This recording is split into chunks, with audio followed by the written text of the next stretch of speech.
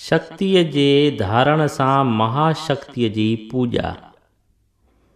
संजम, सात्विक आहार, नेम वारी कसरत, अहिंसा, माता पिता ऐं गुरुअ जी शेवा, ग़रीबनि जी शेवा, पवित्रता ऐं ब्रह्मचर्य वग़ैरह द्वारा शरीर खे तंदुरुस्त करियो ऐं मंजस शुद्ध शक्ति प्रगट करियो।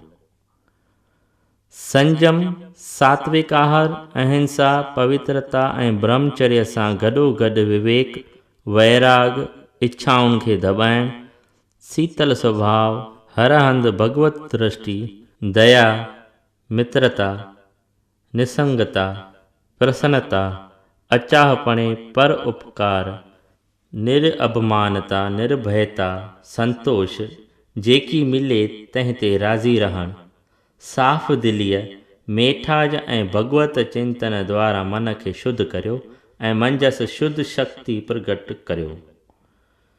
सचा सुख ॾियण वारा, भलाईअ वारा, वणंदड़, सहायता वारा ख़्वाह भॻवान जे नाले, गुणनि ऐं जस ॻाइण वारा, वचन उच्चारण द्वारा वाणीअ खे पवित्र करियो ऐं मंजस शुद्ध शक्ति प्रगट करियो।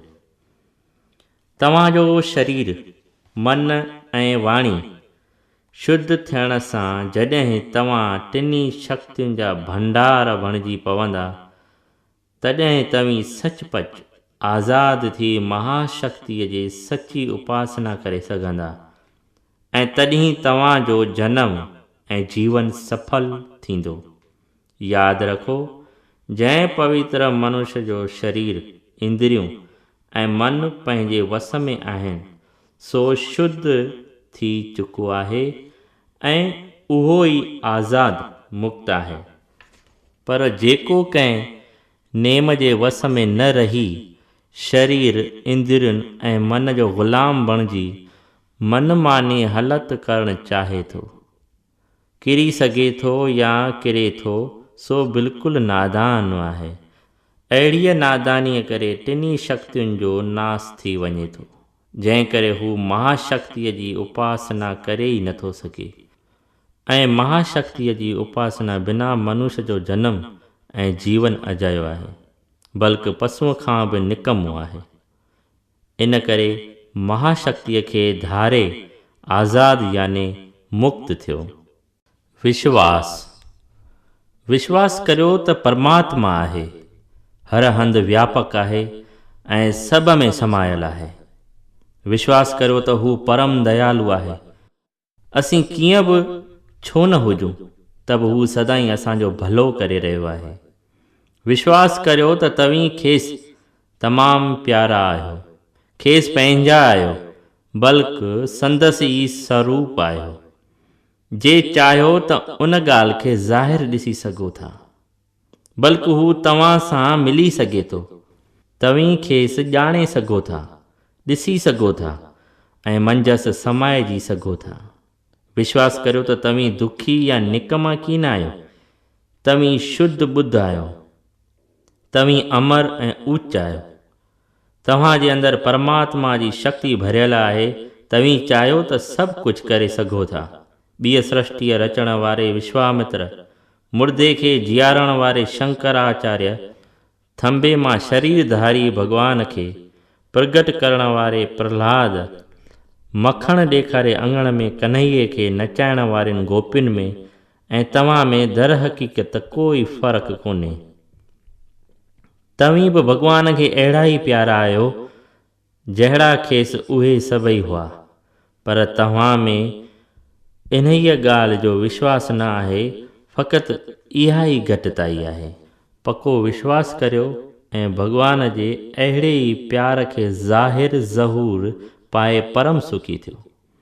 यादि रखो, पाण ते विश्वास हुअण ई सफलता जी चाबी आहे, कामयाबीअ जो मूल मंत्र आहे ऐं परमात्मा जी कृपा खे छिकण लाइ चकमक आहे।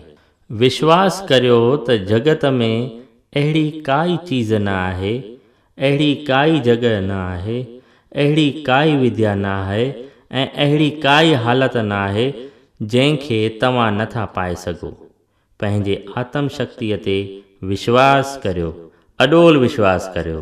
पोइ ॾिसंदा त सफलता तव्हांजे पेरनि ते फिरी रही आहे ऐं तव्हांजे मन मुआफ़िक़ पदार्थ तव्हां वटि अचण में ई पंहिंजे हुअणपणे जी सफलता सम्झनि था।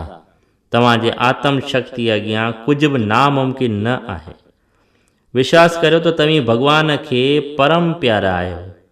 भॻवान सदाईं तव्हां साण आहे ऐं तव्हीं सदाईं संदसि गोद में आहियो। तव्हां ते हुन जी एतिरी बेहद कृपा आहे जो उन ई अंदाज़ खे तव्हीं ख़्याल में बि नथा आणे सघो। संदसि मदद जो हथ तव्हांजे मस्तक ते सदाईं घुमी रहियो आहे, जो सदाईं तव्हांजी रक्षा करे थो। विश्वास जी घटिताईअ सबबि तव्हीं उन सचे पद खां निराश थी रहिया आहियो। विश्वास रखो ऐं बेडपा ऐं बेचिंता थी वञो। विश्वास करियो त हिकु अहिड़ी हालत आहे जंहिंमें अज्ञान, मोह, बंधन, दुख, अशांति, ख़ुद मतलबी, चिंता, ॿियाई, वेर, इंतज़ार, घटि वधाई ख़्वाह, मुंहिंजो तुंहिंजो ख़्याल में बि नथा अची सघनि। जिते पूरन ज्ञान आहे, पूरन प्रेम आहे, पूरन शांति आहे, पूरन हेकड़ाई आहे, पूरन प्रकाश आहे ऐं पूरन आनंद आहे, इहा हालत तव्हां अवस हासिल करे सघो था, बल्कि तव्हीं ख़ुदि ईअं बणिजी सघो था। पाप स्वभाव में न आहे। काम, क्रोध, लोभ, कूड़, ईर्ष्या, धिकार, हसद, वेर, अभिमान ऐं नास्तिकता वग़ैरह पाप तुंहिंजे स्वभाव सच्चिदानंद स्वरूप आत्मा में न आहिनि, बल्कि उहे ॿाहिरि जा आहिनि। उन्हनि खे तो ग़लतीअ खां पंहिंजे मन में जॻहि ॾेई सांढियो आहे। इहे चोर आहिनि, धाड़ेल आहिनि, डाकू आहिनि ऐं तुंहिंजा दुश्मन आहिनि। त बि मित्र बणिजी तुंहिंजे अंदर में निवास करे तुंहिंजी सत्यानाश कनि था। उन्हनि तोखे भरम में विझी तुंहिंजी सम्झ अहिड़ी बणाए छॾी आहे जो तूं ईअं मञी रहियो आहीं त मन ई संदन रहण जो स्थान आहे ऐं तंहिं करे मन में उहे रहंदा ई। पर हक़ीक़त में ईअं न आहे। इन करे ख़बरदार थियो ऐं पंहिंजे स्वरूप खे संभाल। तूं परमात्मा जी साॻी जिन्स आहीं, बल्कि परमात्मा जो न जुदा थियल जुज़ो आद खां ई आहीं। इन करे पाप ऐं विकार खां रहित आहीं। ईअं उन्हनि विकारनि रूपी दुश्मननि जो बि दुश्मन पंहिंजे स्वरूप खे सम्झी मथनि पंहिंजो ॿल हलाए ऐं खेनि पंहिंजे मन मां हमेशह लाइ कढी छॾ। निश्चय कर त मां परम शुद्ध आहियां ऐं विकारनि खां बिल्कुलु रहित आहियां। मूं में काम, क्रोध वग़ैरह विकार अची नथा सघनि, बल्कि उहे मूं में हरगिज़ न आहिनि। जेकॾहिं किथे लिकियल छिपियल ॾिसण में अचनि त हिकदमि खेनि नास करे छॾण जी धमकी ॾीन ऐं पंहिंजो ॿल ॾेखारे खेनि ढेॼारे ऐं भॼाए छॾ। निश्चय रख त इहे तेसिताईं रहनि था जेसिताईं तूं पंहिंजो शक्तिवान स्वरूप संदन साम्हूं ज़ाहिर नथो करीं। जीअं ई उन्हनि तुंहिंजे वास्तविक असली रूप खे ॾिठो, तीअं ई उहे सभु हिकदमि भॼी वेंदा। तूं पूरण अकाम आहीं, याने तोखे काई कामना न आहे, इन करे तो में चाह नथी रही सघे। तुंहिंजो को बि पराओ कोन आहे, तंहिं करे तोखे कंहिं ते बि क्रोध थी नथो सघे। तूं सत स्वरूप आहीं, इन करे कूड़ जो पाछो बि तोखे छुही नथो सघे।